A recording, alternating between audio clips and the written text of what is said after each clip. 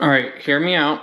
We're making dessert, and it's actually a somewhat healthy dessert. I know what I said. Bear with me. I'll explain.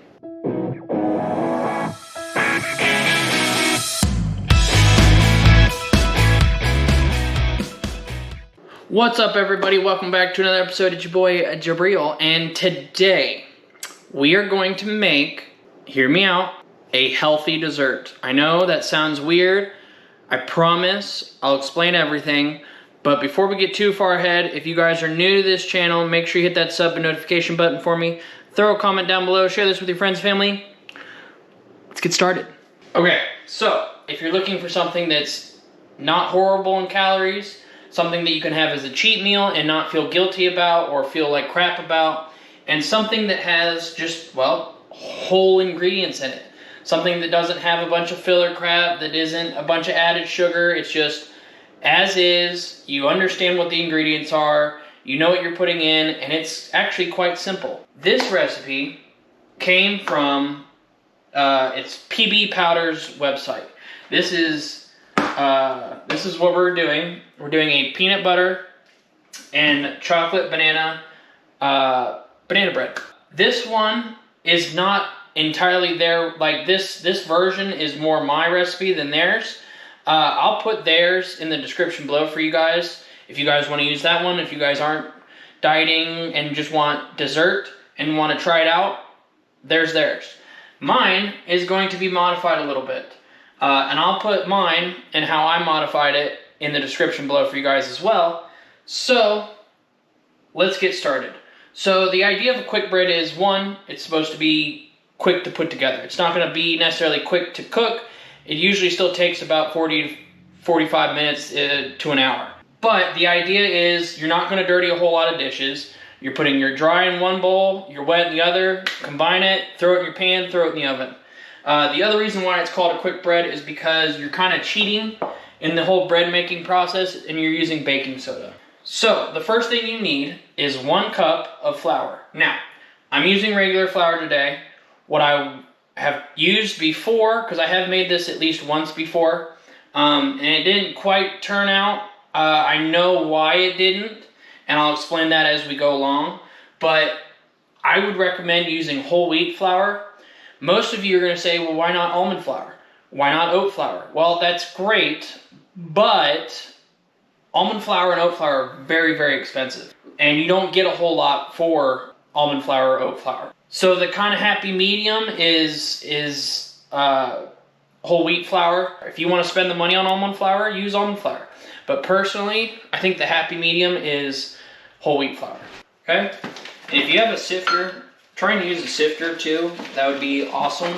I do not have a sifter. I don't know why. Actually, I do know why. It's because I don't really bake a whole lot. So there's that. Okay, now for probably the worst part of the entire recipe, just plain old baking cocoa. You need a 1/2 cup, and the nice thing is, this is the only ingredients on here is just cocoa. I'm sure they use other things in there, but they don't list it. And so, to me, you know, yeah, I'm sure they add other things to it, and that's great and all. But I'm not a huge fan of dark chocolate powder. They also add other things to it most of the time, and so it's not as tasty. Okay, then you need a teaspoon of baking soda. So far, other than the flour, this is basically what their recipe is. And then just a 1/2 teaspoon of salt. Alright, and then our last of the dry ingredients, you can either use their regular peanut butter powder, which I have.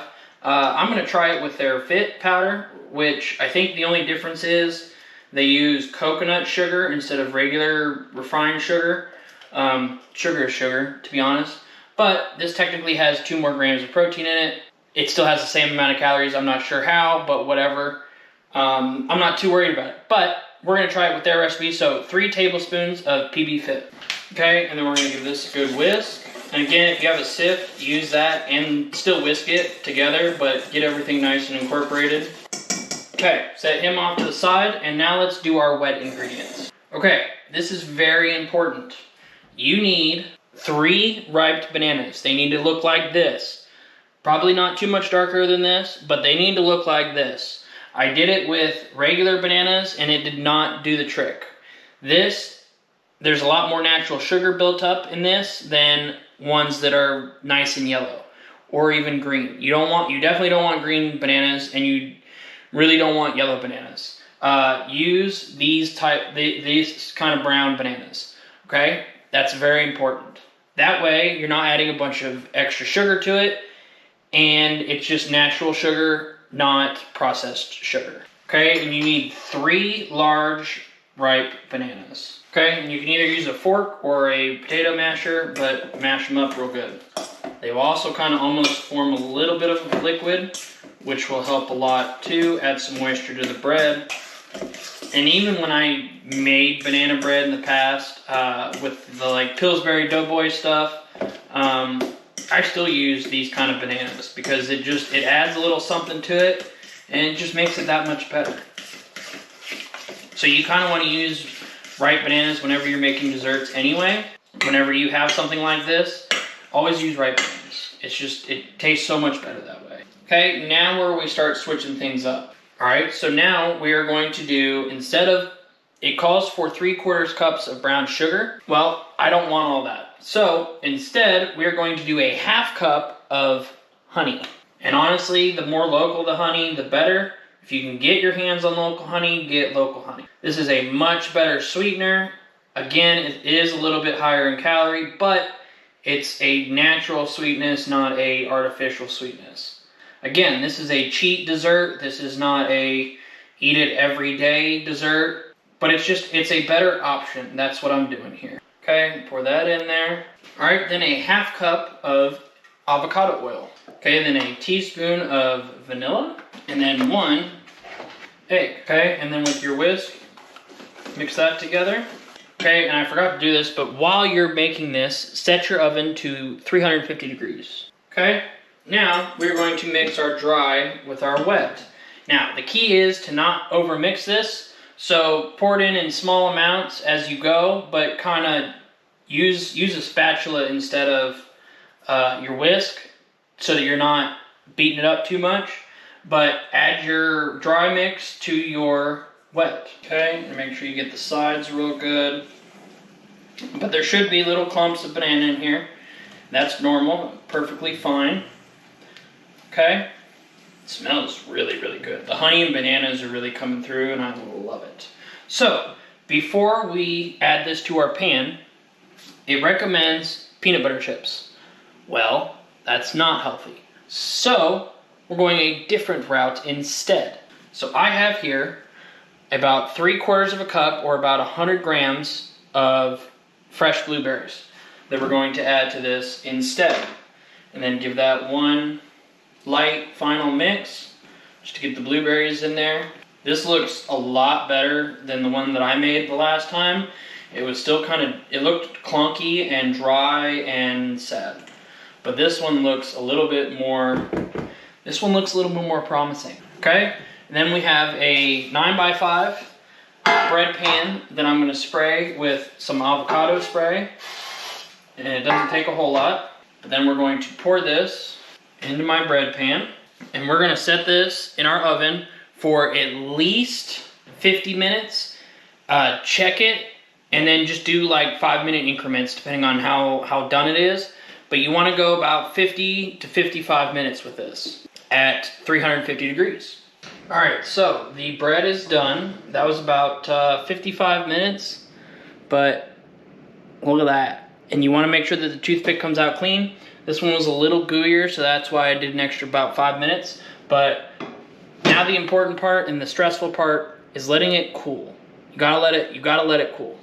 If you don't let it cool, then it's gonna dry out. But you gotta just let it do its thing. So now we're gonna let it cool for about 10 minutes, and then we'll cut a little piece, try it, and we'll go from there. Now, one of the things that you can do, if you would like, is take a little bit of the PB powder and just follow the instructions on the jar. And I think it's like 2 tablespoons of the powder to like 1.5 tablespoons, or a teaspoon and a half of water. Well, like a tablespoon plus a teaspoon and a half of water. And then you mix that up, and then what I would do is throw it in a bowl, throw it in the microwave for 10 seconds or so, and let it kind of melt a little bit, and then drizzle that over the bread. You can do that if you would like.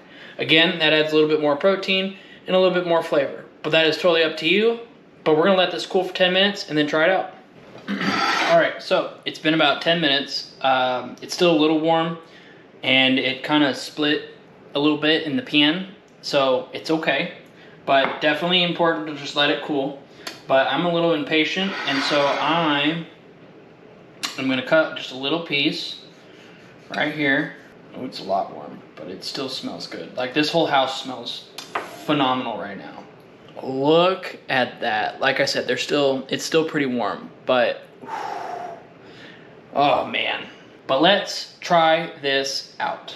All right. Like this is all I'm eating for the day now. Oh, I'm kidding. We're gonna go with the piece that's got all the blueberries in it. Okay? Cheers. Oh, I'm so excited.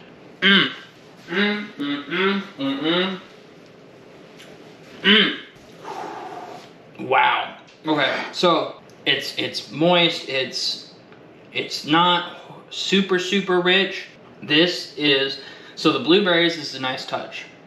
You get that little pop of blueberry. Definitely taste the banana. The banana is very strong in here, but you get a little bit of the peanut butter. And then obviously the chocolate, but it's just, you don't feel like you're eating a dense piece of cake.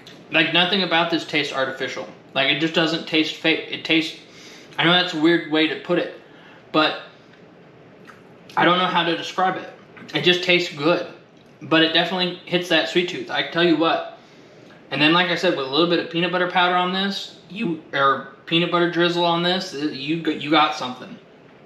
But this is, wow. I need to set that over there, because otherwise I'm gonna eat the whole thing. Well, guys, there you have it. Chocolate peanut butter banana bread. I hope you guys enjoyed this video. I know I did. But again, if you guys are new, make sure you hit that sub and notification button for me. Throw a comment down below. Tell me what you guys think about this. Try it out. Share this with your friends and family. Like I said, this is a dessert that you should be able to enjoy and not feel bad about. That you should be able to enjoy once and say, yeah, I don't feel like crap afterwards. Like, that's what I want with this. And like I said, I'll put my recipe and their recipe in the description below for you guys. But again, hope you guys enjoyed this video, and as always, peace out, and I will see you guys in the next one. Bye!